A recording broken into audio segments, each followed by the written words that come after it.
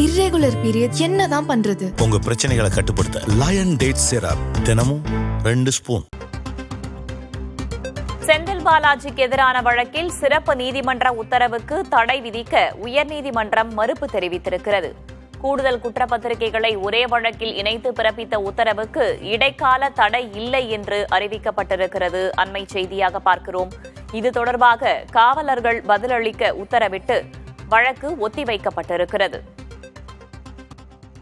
கூடுதல் தகவல்களை வழங்குவதற்காக செய்தியாளர் சுப்பையா இணைந்திருக்கிறார். சுப்பையா, செந்தில் பாலாஜி வழக்கு தொடர்பாக தடை விதிக்க மறுப்பு தெரிவித்திருக்கிறது நீதிமன்றம். என்ன காரணம்? வழக்கின் விவரம் என்ன?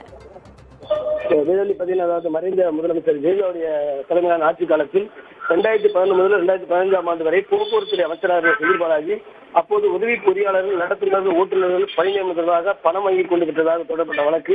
இந்த வழக்கான மத்திய குற்றப்பிரிவு போலீசார் வழக்கு பதிவு செய்திருந்தனர். இந்த வழக்கை ரத்து செய்ய கோரி சென்னை உயர்நீதிமன்றத்தில் அவர் மனு தாக்கல் செய்திருந்தார். அந்த மனு உயர்நீதிமன்றம் மேல் விசாரணை நடத்த உத்தரவிட்டிருந்தது. உச்சநீதிமன்றம் வரை சென்றார்கள். உச்சநீதிமன்றமும் இந்த வழக்கை நடத்துமாறு உத்தரவிட்டிருந்தது.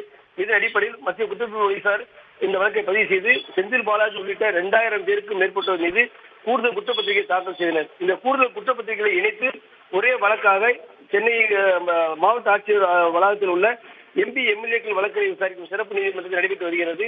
இந்த வழக்கில் கூடுதல் குற்றப்பத்திரிகை இணைத்து தாக்கல் செய்து ரத்து செய்ய வேண்டும் என கோரி ஊழல் எதிர்ப்பு இயக்கத்தின் சார்பில் உயர்நீதிமன்றத்தில் வழக்கு தாக்கல் செய்தனர். அதாவது இந்த கூடுதல் பத்திரிகை இணைத்தால் இந்த வழக்கு நீண்ட காலம் நடத்த வேண்டிய சூழல் ஏற்படும். எனவே தனித்தனியாக விசாரிக்க என்ற கோரிக்கை முன்வைத்தனர். இந்த வழக்கான நீதிபதி இளந்திரையன் முன்பு விசாரிக்க வந்தது. மனுதாரர் தரப்பில் போக்குவரத்து துறையில் ஒவ்வொரு பதவிக்கும் பணம் பெற்றது தொடர்பாக தனித்தனி குற்றப்பத்திரிகை தாக்கல் செய்துள்ளனர். எனவே விசாரித்தால் நீண்ட காலம் ஆகும் என்று தெரிவித்தார்கள். ஆனால் கூடுதல் குற்றப்பத்திரிகை ஒரே வழக்கில் இணைத்து சிறப்பு நீதிமன்றம் பிறப்பித்த உத்தரவுக்கு நீதிபதி இளந்திரையன் தடை விதிக்க முடியாது என்று மறுத்துவிட்டார். மேலும் இது குறித்து பதிலளிக்குமாறு காவல்துறைக்கு உத்தரவிட்டு வரும் மார்ச் 11ஆம் தேதி வழக்கு விசாரணை தள்ளி வைத்துள்ளார். விரிவான தகவல்களுக்கு நன்றி சுப்பையா.